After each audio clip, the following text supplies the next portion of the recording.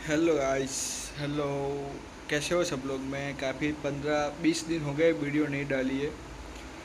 कोई बात नहीं। हम मैं जिम मैंने शुरू कर दिया है, कोई बात नहीं। चलो कोई बात नहीं।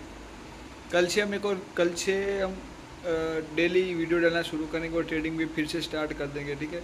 मैं हर बार वादा लेता हूँ, हर बार मैं बोलता हूँ कि नहीं, आज से कोई ना कोई 4-5 दिन वीडियो डालता हूँ, 1 वीक, और फिर मैं कुछ ना कुछ बीच में गड़बड़ हो जाती है।